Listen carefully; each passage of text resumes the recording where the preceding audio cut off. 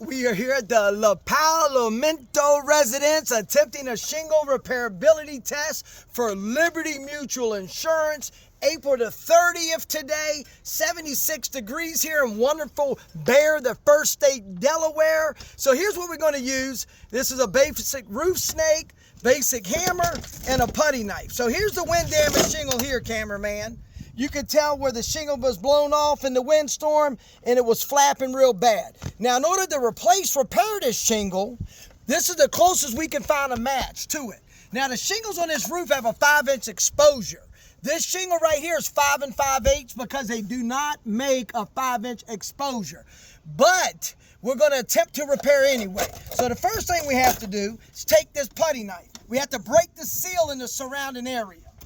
Very easily, very gently, going to break this seal. Now the shingles are very brittle on this roof, very brittle, but we still have to break the seal to get to the nails. So here we go here, very easily, very gently, right here. Now that we broke the seal, we can't just rip this shingle out.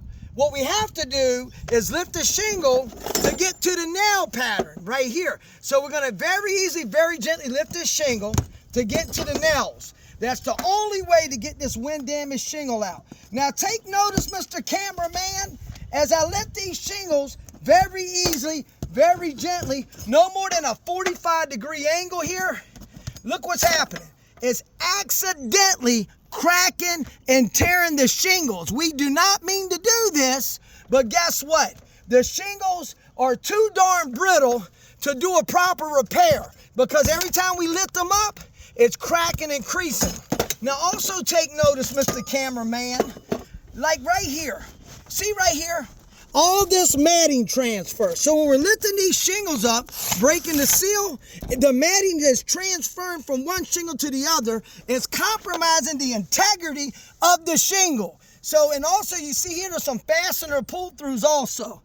But now we got to take this here wind damage shingle out. We'll put it here. Now, Mr. Cameraman, just match that up and show them the difference in the length and exposure. It's night and day. So what we got to do now is we'll take this here shingle that we try to get the closest we can to match. Of course, it's going to be bigger because the one we've taken off the roof here is 36 inches. This shingle is actually 39 because that's the right size. The exposure on this shingle is 5 5/8.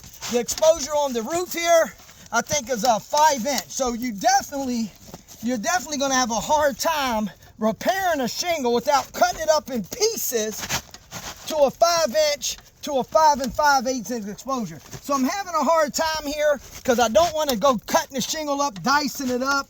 But here we go. It's too long. Look at the exposure.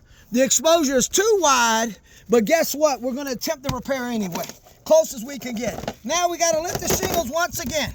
The shingles aren't just going to stick together. We have to lift them up, get to the nail pattern very easily, very gently, no more than a 45-degree angle to get these shingles back in. Now take notice here. We don't mean to do it. It's cracking and tearing it all up to pieces. The reason why the shingles are too darn brittle. And that's what finessing them, like giving grandma a hug. We're very easily, very gently, look, 45-degree angle, and it's ripping the shingles up. Like I said, we don't mean it. So here's the problem. We have to put the nails back in, 45-degree angle. So we got to put a few more in. We don't want nothing to blow off just in case it gets windy tomorrow or something around here.